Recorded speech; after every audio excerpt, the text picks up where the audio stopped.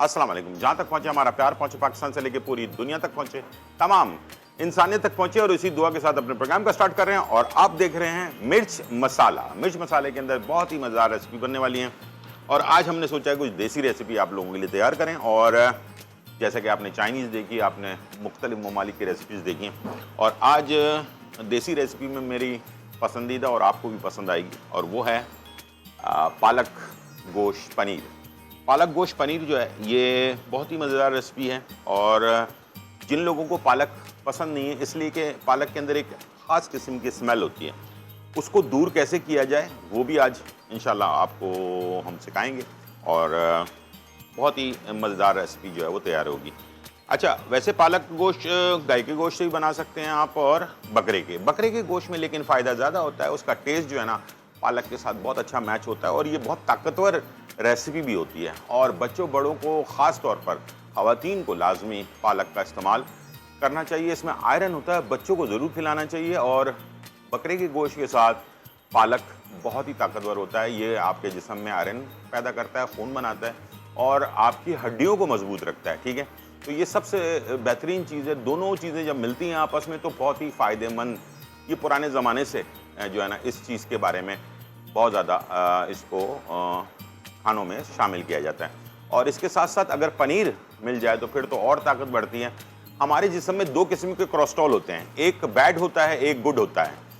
Bad ज़्यादा हो जाए तो फिर इंसान को हार्ट अटैक या और बीमारियां भी लग सकती हैं, लेकिन गुड जो है वो कम हो जाए तब भी प्रॉब्लम होती है। तो गुड कोलेस्ट्रॉल को बढ़ाने के लिए पनीर बहुत ही फ़ायदेमंद चीज़ है। दूध, पनीर यानी कि डेयरी प्रोडक्ट जितनी भी हैं वो हमारे गुड कोलेस्ट्रॉल को बढ़ाती हैं, जैसे कि दही है।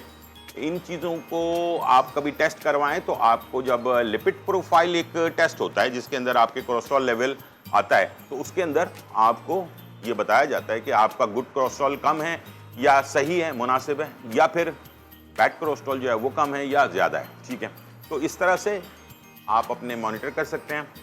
आप यंग हैं, दरमियानी एज में हैं या बुढ़ापे में हैं, तो आपको लाजमी साल में एक दफ़ा लिपिड प्रोफाइल लाजमी करवा लेना चाहिए। अचानक जिन लोगों के घर में ये हादसा होता है, हार्ट अटैक अल्लाह ना करे किसी के घर पे हो, या हाई ब्लड प्रेशर, उन लोगों को 6 महीने में एक दफ़ा करवाना चाहिए। और जिन लोगों को कोई प्रॉब्लम नहीं है, उनके यहाँ यंग बच्चे हैं या बूढ़े हैं या दरमियानी एज के, उनको तो साल में एक दफ़ा लाजमी कराना चाहिए। बाद में अचानक जो वाक़यात होते हैं, हम समझते हैं शायद हम दुबले पतले हैं, स्मार्ट हैं, तो हमें कुछ भी नहीं होगा। ऐसा नहीं है। आजकल यंग एज में हार्ट अटैक हो जाता है, कोलेस्ट्रॉल के बढ़ने की वजह से होता है। ठीक है, और ये कोलेस्ट्रॉल बढ़ता है इसलिए कि हमारे जो खाने हैं वो काफ़ी नाकिस किस्म के खाने, आजकल हम ऑयल, बहुत सारी और चीज़ें, मसाले जात जो मिलावट से भरपूर हैं वो हम इस्तेमाल कर रहे हैं, जिसकी वजह से ये प्रॉब्लम होती है। ठीक है, तो अच्छी चीज़ें इस्तेमाल करें ताकि डॉक्टर के पास जाकर बहुत सारे पैसे देने की ज़रूरत ना पड़े। वही पैसे आप जो हैं अच्छे खानों में, अच्छे ऑयल में, अच्छी चीज़ों में इस्तेमाल करें, ताकि नागहानी जो है ना वो चीज़ जो है ना वो आपके वहाँ पर करीब ना आए। अच्छा, यहाँ पर हमने क्या पहले इंतजाम करके रखे हैं। यहाँ पर हमने बकरे के गोश्त को बॉइल्ड कर लिया है अदरक लहसुन में, और इसका जो बचा हुआ पानी है वो हमने एक जग में रख लिया। ठीक है, और अदरक लहसुन को ज़ाया कर दिया। पनीर है, पालक को हल्का सा ब्रांच करके रखा है, यानी कि हल्का सा बॉइल करके रखा है। ठीक है, इसके साथ हम शुरू करेंगे अपनी कुकिंग। और पालक की महक को दूर करने के लिए, अगर खाली पालक भी बना रहे हैं आप, आलू पालक या सादा पालक, बटर का इस्तेमाल करें। बटर जो है वो पालक की महक को ख़त्म कर देता है। पालक की जो स्मेल है ना, जो मिट्टी वाली, वो ख़त्म कर देता है। जिन लोगों को ये पसंद नहीं है वो बटर में बनाएं, इंशाल्लाह आपको बहुत ही अच्छा फ्लेवर मिलेगा। और यहाँ पर हमारे पास चिकन है, और चिकन को हमने बॉईल करके रखा है अदरक लहसुन में। ये हम सबसे पहले पैन में डाल देंगे गरम ऑयल के अंदर। ठीक है जी, और इसे हमने तमाम ऑयल के अंदर डाल दें ताकि इसका जो फ्लेवर है ना, वो जो कच्चा फ्लेवर है, अभी सिर्फ बॉइल्ड हुआ है, भुना नहीं है, तो वो फ्लेवर इसमें से ख़त्म हो जाए। और इसके साथ हम डालेंगे लाल मिर्चें साबुत वाली, खुशबू के लिए। ठीक है, ये हमने डाल दिया। और इसके बाद मैं इसको ज़्यादा ओवर जलने नहीं देना है हमने, तो इसके लिए हमने इसमें थोड़ा सा जो यखनी है वो मैं ऐड कर रहा हूँ। और इसके बाद फिर मैंने इसके अंदर जो मसाले हैं वो ऐड कर देने हैं, जिसमें धनिया पाउडर 1 चाय का चम्मच, ये है गरम मसाला पाउडर 1 चाय का चम्मच, ये है राई दाना, ठीक है, ये 1 चाय का चम्मच, और ये है अदरक और लहसुन का पेस्ट, ये जो है ये 1 खाने का चम्मच, ठीक है। ये मसाले हमने इसमें ऐड कर दिए और इसके साथ हरी मिर्चें जो है ये हमने इसमें डालनी है, लेकिन हरी मिर्च, इसमें लाल मिर्चें नहीं डलती हैं, तो हरी मिर्चों का फ्लेवर इसमें आए इसलिए इसे आपने थोड़ा सा ऐसे करके चापड़ से ऐसे कर लें, ठीक है, या इसको मोटा मोटा कूट लें, ठीक है जी। खुल जाएगी तो इसका फ्लेवर जो है ना वो आपके खाने में आ जाएगा, ठीक है। ये आपने इसमें डाल दिया और इस मसाले के साथ थोड़ा सा भून लिया, ताकि जो गोश्त है वो अभी सिर्फ बॉइल्ड हुआ हुआ है तो इसके अंदर मसाले की खुशबू चली जाए और सारी जो टेस्ट है जो हल्की फुल्की मिर्चों का वो जो है ना इसके अंदर गोश्त में चला जाए, और इसी से जो है ना टेस्ट बनेगा। और आपने इसके अंदर एक्स्ट्रा कोई और ज़्यादा मसाले नहीं ऐड करने हैं। अगर आप चाहें तो थोड़ी सी काली मिर्च ऐड कर सकते हैं, ठीक है जी। यहाँ पर हमने नमक ऐड कर देना है इसमें हस्बे ज़रूरत, और इसके बाद इसको मिक्स किया आपने और पालक ऐड कर दिया। अच्छा, 1 किलो हमने गोश्त लिया है और आधा किलो पालक ली है। पालक बॉइल्ड होने के बाद आपको पता है कि नरम हो जाती है, तो ये पालक को हमने बॉइल्ड करने के बाद चॉप कर लिया है, पेस्ट नहीं बनाया। बहुत सारे लोग पेस्ट बनाते हैं, तो वो भी आप कर सकते हैं, लेकिन मैं रेकमेंड करूंगा कि पेस्ट ना बनाएं, इसको जो है आप इस तरह से तैयार करें, ठीक है। यहाँ पर जो बाकी हमारे पास यखनी बची हुई थी वो मैंने ऐड कर दिया इसमें, और इसे दरमियानी आंच पर पकने के लिए छोड़ देंगे। और इसके साथ अब पनीर की बारी है। और हाँ, बटर, मैंने कहा था कि बटर जो है वो आपके पालक की स्मेल को खत्म, जैसे बटर ये पालक डालें उसके बाद बटर भी ऐड कर दें 2 खाने के चम्मच, ये इसकी स्मेल को दूर कर देगा जो पालक। दूसरी तरफ आपने एक दूसरा पैन ले लेना है और इसके अंदर जो हमारे पास पनीर है, पनीर को हमने कच्चा इस्तेमाल नहीं करना, हल्का सा फ्राई करके इस्तेमाल करना है, उससे उसका टेस्ट भी अच्छा होता है और फ्लेवर बहुत ही ज़बरदस्त आता है। थोड़ा सा ऑयल ले लें और इसके अंदर आपने पनीर के पीसेस, इसको हम इंग्लिश में कॉटेज चीज़ कहते हैं। ये बेसिकली पनीर मोज़रेला या चेडर नहीं है, ठीक है, जिसमें चिपचिपाहट होती है वो नहीं है, ये कॉटेज है जिसको हम उर्दू में पनीर कहते हैं और इंग्लिश में इसको कॉटेज चीज़ कहते हैं, ठीक है। तो ये आप अपने घर पर भी बना सकते हैं, और इसको बनाने का तरीका ये कि दूध को आपने थोड़ा सा सिरका या गरम करने के बाद दूध को चूल्हा बंद कर दें, उसमें 1 चाय का चम्मच सिरका या 1 चाय का चम्मच नींबू का रस डालकर मिक्स करें और ढक्कन लगा दें। थोड़ी देर बाद पानी और जो पनीर है वो अलग हो जाएगा।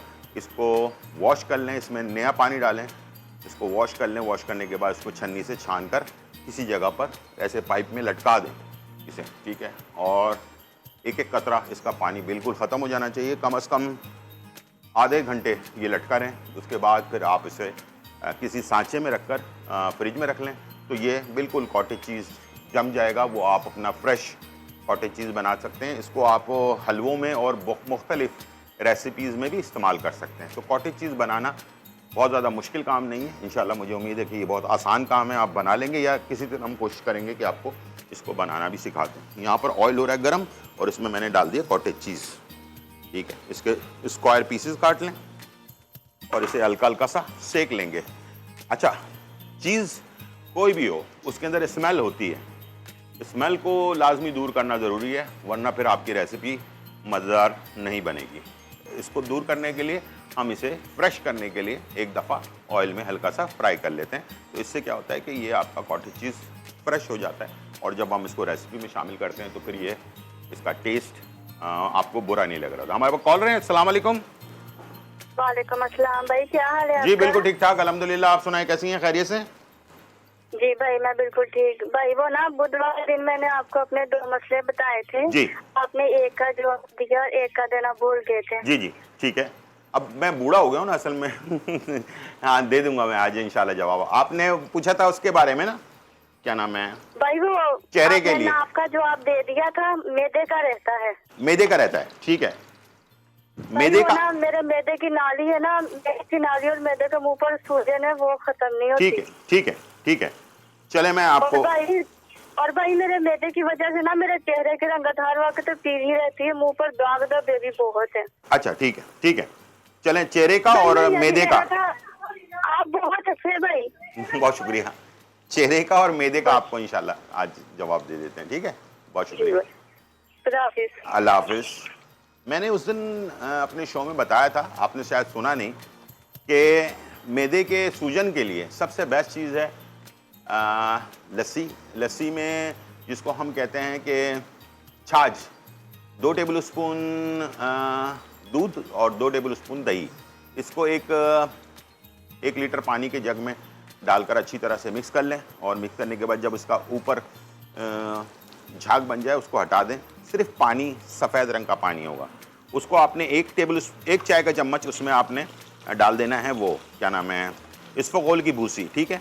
इसफगोल की भूसी आपने 1 टेबल स्पून डाला और उस डालने के बाद इसमें आपने रेवण खताई या रेवण चीनी 1 चुटकी उसके अंदर आपने डालकर मिक्स करना है और सुबह निहार मुंह आपने लेना है, ठीक है। जिन लोगों को एच पायलोरी या मैदे में सूजन उसी वक्त होती है जब एच पायलोरी बढ़ जाता है, यानी कि एक बैक्टीरिया है जिसका नाम एच पायलोरी है, वो जब बढ़ जाएगा तब जाकर ये मैदे में सूजन या मैदे में अल्सर पैदा होता है। अल्सर वालों के लिए या मैदे में सूजन के लिए ये जो रेमेडी अभी मैंने बताई है, इससे बेस्ट कोई और चीज़ नहीं है। जब तक आपका मैदे का मसला हल नहीं होगा, चेहरा भी हल नहीं होगा, ठीक है ना।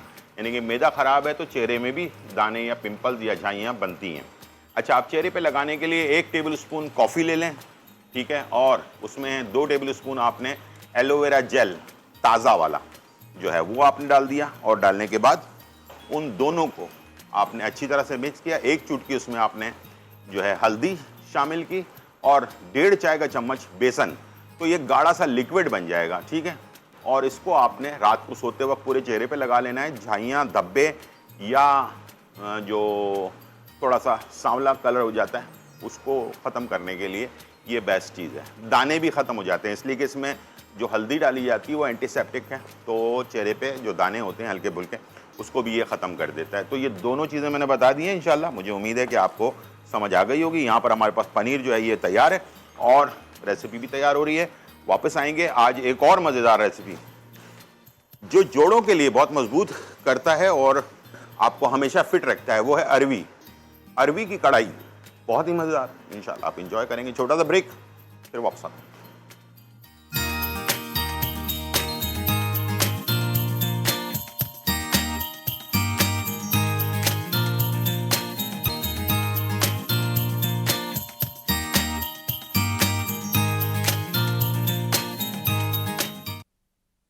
वेलकम बैक नाज़रीन। और यहाँ जो है बहुत ही मज़े मज़े की रेसिपीज़ बन रही हैं और हम बना रहे हैं आपके लिए पालक गोश्त पनीर, ठीक है। पालक गोश्त पनीर के अंदर जो है जो चीज़ें थी वो आपको मैंने बता दी और उसके बाद हमने इसे अब पकने के लिए छोड़ दिया और इस वक्त ये आखिरी मराहिल में है। और पनीर को हमने हल्का सा ऑयल के अंदर फ्राई करके रख लिया है ताकि इसकी खुशबू अच्छी सी आ जाए। और उसके बाद क्या करना है वो मैं आपको बताऊँगा। अभी हम जो है अरवी की कढ़ाई, बहुत सारे लोग अरवी नहीं खाते हैं तो मैं उनके लिए बताना चाहूँगा कि ये अरवी की कढ़ाई मैंने आप लोगों के लिए सेलेक्ट की है, तो ये ज़रूर आप इस्तेमाल करें। अरवी बच्चे बड़े जवान सबको इस्तेमाल करना चाहिए, बुज़ुर्गों को भी इस्तेमाल करना चाहिए, इसलिए कि अरवी, भिंडी और भे जो है वो कवल का फूल जिसके अंदर होता है, कवल की जो जड़ होती है उसको भे कहते हैं, सिंध में बहुत पैदा होता है। ये तीनों चीज़ें कुदरती तौर पर हमारी हड्डियों के अंदर जो लेस होता है उसको बढ़ाने में काम करता है। तो बुढ़ापे में जाकर जब हमारे जिस्म में लेस ख़त्म हो जाता है तो फिर डॉक्टर कहते हैं या तो ऑपरेशन करवा लें या फिर कोई और ट्रीटमेंट करवा लें। बहुत सारी ट्रीटमेंट बताए जाते हैं, बहुत ही ज़्यादा तकलीफ़ देह मामला होता है। क्यों ना इंसान यंग एज में ही इन सब्जियों का इस्तेमाल अगर लगातार रखे हफ्ते में 1 दफ़ा, तो बच्चे हैं, बड़े हैं, जो चीज़ें बचपन में खिलाई जाती हैं उसका असर पूरी ज़िंदगी में आपके होता है। तो आजकल जो मुझे माँ बाप देख रहे हैं उनको मैं मशवरा दूंगा कि भिंडी, अरवी और बे इसका इस्तेमाल लाजमी करें, और जहाँ पर जो चीज़ मिल जाती है आसानी के साथ उसका इस्तेमाल आप लाजमी करें, ताकि बच्चों में कभी भी इस तरह की चीज़ पैदा ही ना हो जो आगे जाके जवानी में या बुढ़ापे में तकलीफ़ का बायस बने। इसलिए कि जब बच्चे ग्रो करते हैं ना, तो दुनिया में सबसे ज़्यादा तेज़ी से हड्डियां जब बढ़ती हैं वो होता है एज 10 से लेकर 15 साल के अंदर, ठीक है। तेज़ी से हड्डियां बढ़ती हैं, तो बच्चों में अक्सर शिकायत होती है कि वो हड्डियों में तकलीफ़ हो रही है, इसलिए कि वो हड्डियां तेज़ी से बढ़ रही होती है। आपने देखा होगा बच्चा छोटे से कद का, एकदम से उसने देखा आपने कुछ अरसे के बाद तो वो उसका कद लंबा हो गया। तो ये रद्द अमल सिर्फ उस एज में होता है जब 10 से 15 साल के बीच में जो एज होती है इसमें ये होता है। और इस वक्त बच्चे को आयरन की बहुत शदीद ज़रूरत होती है और कैल्शियम की बहुत शदीद ज़रूरत होती है, इस टाइप की बहुत सारी चीज़ों की ज़रूरत होती है। तो हम पुराने ज़माने में मेडिसिन वगैरह नहीं, अब तो डॉक्टर फ़ौरन आयरन की मेडिसिन या कोई चीज़ लिख देते हैं। तो मैं मशवरा दूंगा कि आप इन चीज़ों के साथ साथ कैल्शियम वाली चीज़ें, जैसे कि सबसे बेस्ट सोर्स और जिसका कोई साइड इफ़ेक्ट नहीं है और वो भी हर्बल है, और वो है सिंगाड़ा। सिंगाड़े का पाउडर आप तकरीबन 2 खाने के चम्मच आपकी रोटी में, रोटी का जो आटा होता है, जो भी आपके घर पे चपातियाँ बनती है, रोटियाँ बनती हैं, उसमें शामिल कर दें। वो फीका होता है, उसका कोई टेस्ट नहीं होता, तो वो बड़े भी खा लेंगे, बुज़ुर्ग भी खा लेंगे, जवान बच्चे भी आपके घर पे हैं तो वो भी खा लेंगे, ठीक है। तो इस तरह से वो आप बहुत ही अच्छा, आपको एक तरीका मैंने बता दिया है कि इसको आपने जो है उसमें आप बना लें इसको, भे को या भिंडी को या फिर जो है क्या नाम है, अपना अरवी को, ठीक है। ये आपको एक बेहतरीन फ्लेवर आपको मिल जाएगा इसके अंदर, और फ्रेश सा, ताज़ा सा। और रोटी जो है वो आपने उसमें बना ली, क्या नाम है, इसके अंदर 2 टेबल स्पून 1 किलो आटे में जो है सिंगाड़े का पाउडर डाल दिया। तो उसमें क्या होगा कि ये आटे में चला जाएगा, रोटी बन जाएगी। तो दवाई की तरह खाने के बजाय इसे आप खाने की तरह भी इस्तेमाल कर सकते हैं और इसका कोई साइड इफेक्ट भी नहीं। आखिर में हमने इसमें डाला है नींबू का रस 1 टेबल स्पून। ये जो है इसके फ्लेवर को और ज़्यादा टेस्टी और मज़ेदार करता है, ठीक है जी। यहाँ पर हमारे पास रेसिपी हो गई है फाइनली डन, और अब मैं इसे डिश आउट करने जा रहा हूँ। और प्लेट वाइट अगर हो तो ज़्यादा अच्छी है, ठीक है। ये देखिए इस तरह से कलर आप देख सकते हैं। ग्रीन जो है वो अक्सर मसाले हम गलत डालने की वजह से क्या होता है कि हमारे पालक का कलर ग्रीन की बजाय कुछ और कलर बन जाता है, ठीक है। तो ये आपने पालक को आपने ग्रीन रखने के लिए जो मसाले आज मैंने ऐड किए ना इसके अंदर, वही आपने डालने हैं, तो इंशाल्लाह आपका खाने का कलर सही रहेगा, ठीक है। हरी मिर्चें साबुत डाली हैं, लाल मिर्चें भी मैंने साबुत ही ऐड की हैं। और अब मैं आ रहा हूँ अपने पनीर की तरफ, जिसको हमने फ्राई करके रखा हुआ था, और इसे हमने इस पर सेट कर देना है। फिर बाद में ये मिक्स हो जाएगा आपस में, ठीक है। इस तरह से आपने, अच्छा इसको लाजमी आपने फ्राई ज़रूर करना है, वरना ये पुराना होता है तो उसमें महक होती है थोड़ी सी। फ्राई करने से इसकी महक दूर हो जाती है और ये पनीर बिल्कुल ही फ्रेश हो जाता है दोबारा से, ठीक है। जितनी आपको ज़रूरत है उसके हिसाब से आप इसमें ऐड कर लें। और ये अच्छा लगेगा आपको जब डिश बनकर सामने किसी भी मेहमान के आएगी तो फ्राई हुई हुई पनीर के साथ, ठीक है। और आखिर में इस पर थोड़ा सा हरा धनिया या लाल वाली मिर्चें होती हैं वो भी बहुत अच्छी लगती हैं, वो कलर थोड़ा सा डिफरेंट हो जाता है। या टमाटर के स्लाइस करके भी डाल सकते हैं आप, रेड कलर ज़रा अच्छा लगेगा इसके ऊपर, ठीक है। जो मिर्चें एक तो ग्रीन वाली होती हैं, एक हरे वाली होती हैं, तो उनमें से आप कोई भी एक इसमें जो है सर्व कर सकते हैं इसके साथ, ठीक है जी। ये रेसिपी हमारी हो गई फाइनल, और अब मैं जा रहा हूँ अपनी सेकंड अरवी की कढ़ाई, जो बहुत तेज़ी से बनेगी और बहुत अच्छी बनती है। इसके लिए आपको 1 किलो अरवी जब छीलेंगे आप उसके बाद तकरीबन हमारे पास बच जाएगी कोई 75 ग्राम के करीब, यानी कि 3 पाव के करीब। और ये अरवी हल्की सी हमने बॉइल्ड भी करके रखी हुई है, ठीक है, ताकि जल्दी पक जाए। और 4 टमाटर लेंगे, 1 किलो अरवी में 4 टमाटर बड़े। और इसमें हमारे पास जो लाल मिर्च कुटी हुई है, इसमें गरम मसाला, ज़ीरा कुटा हुआ है, धनिया कुटा हुआ है, और इसके साथ काली मिर्च कुटी हुई है। सारी चीज़ें तकरीबन कुटी हुई हैं। और इसमें जो है अरवी के साथ एक और चीज़ बहुत ही फ़ायदेमंद है, जो हमेशा कहा गया है कि फ़ायदा ही फ़ायदा है, वो है क्या नाम है, कलौंजी।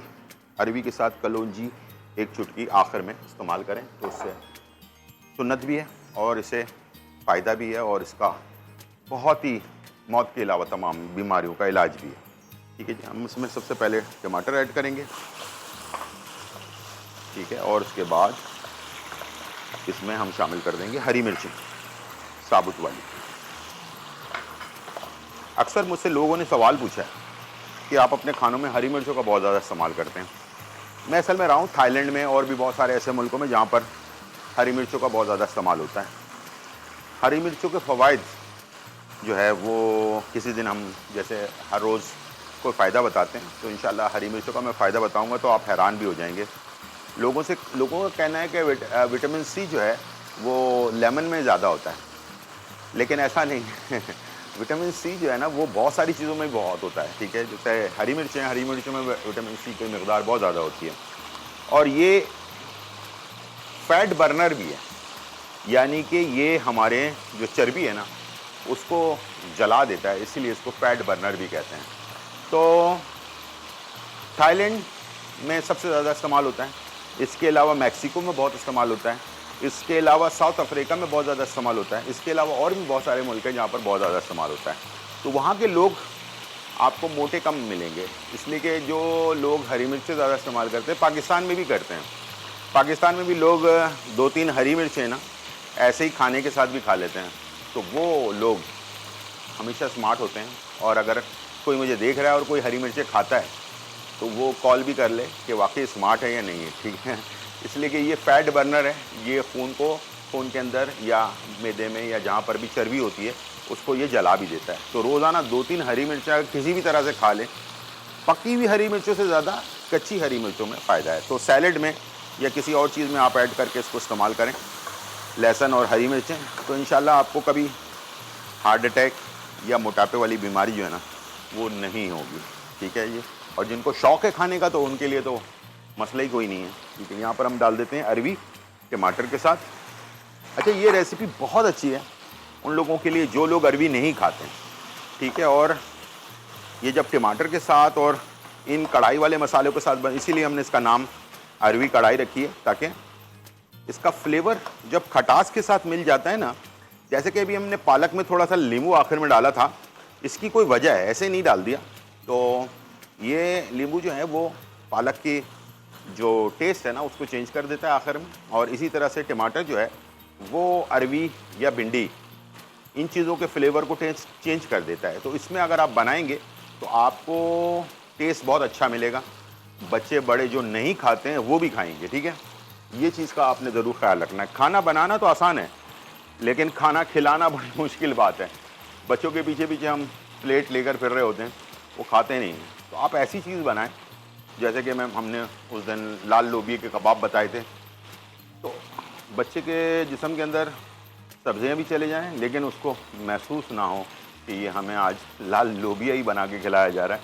तो इसकी टेक्निक्स हैं, सब्जियों को कबाब में किस तरह से आपने ऐड करना है, इंशाल्लाह आगे भी उस रेसिपीज़ को हम आपके साथ शेयर करेंगे। यहाँ पर अदरक और लहसुन का पेस्ट 1 खाने का चम्मच, और उसके बाद फिर मसाले।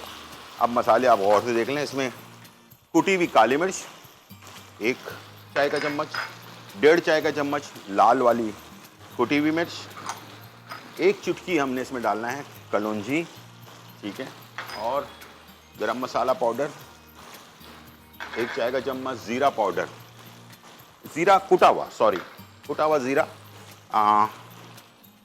1 चाय का चम्मच, और कुटी हुई सौंफ 1 चाय का चम्मच, ठीक है। ये तकरीबन वही मसाले हैं जो हम किसी अचार गोश्त वगैरह के अंदर इस्तेमाल करते हैं, ठीक है। तो यहाँ थोड़ा नमक, पिंक सॉल्ट हमेशा इस्तेमाल करें, वाइट वाला सॉल्ट अपनी ज़िंदगी से निकाल दें, 1 चाय का चम्मच, ठीक है। और उसके बाद इन मसालों के साथ इसे आप थोड़ा सा भून लें और उसके बाद हम इसमें पानी शामिल करके इसको पकने के लिए छोड़ देंगे ताकि सारे मसाले आपस में मिक्स भी हो जाएं और ये अरवी के अंदर इसका टेस्ट जो है अच्छी तरह चला जाए, ठीक है जी। और मसाले में जो कच्चापन होता है ना वो भी दूर हो जाए। चलेंगे, यहाँ पर हो गया मिक्स सारी चीज़ें। अब मैं इसमें शामिल कर रहा हूँ पानी, इसलिए कि अरवी बॉइल्ड हुई है लेकिन 100% बॉइल्ड नहीं है, ये है 75% बॉइल्ड, ठीक है। तो इसमें आपने थोड़ा सा पानी ऐड कर दिया ताकि जो बाकी 25% है वो भी पक जाए और अच्छी तरह से मिक्स भी हो जाए, ठीक है जी। हेलो, कुछ बोल रहे हैं? ब्रेक का टाइम हो चुका है और जब तक ये तैयार हो रहा है वापस आते हैं। आज की इंफॉर्मेशन बहुत ही ज़बरदस्त है, वो है मस्टर्ड ऑयल के बारे में, यानी कि सरसों का तेल। कोलू का तेल क्या होता है, नॉर्मल तेल क्या होता है, या हॉट प्रेस ऑयल क्या होता है, कोल्ड प्रेस ऑयल क्या होता है, ये आज मैं आपको इन्फॉर्मेशन भी देने वाला हूँ। उसको कहाँ कहाँ यूज़ किया जा सकता है और किन बीमारियों में यूज़ किया जा सकता है, तो इंशाल्लाह इसके बारे में शेयर करेंगे। छोटा सा ब्रेक, फिर वापस आते हैं।